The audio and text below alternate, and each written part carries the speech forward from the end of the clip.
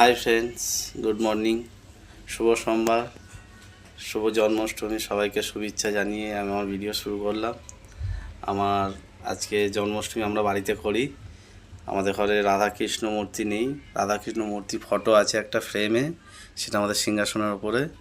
আমি আমার মা লক্ষ্মী আর বাবা নারায়ণকে, প্রভু নারায়ণকে আমি জন্মাষ্টমী করি। তো আমি কি কি আয়োজন করেছি সেটা আপনাদের দেখাই।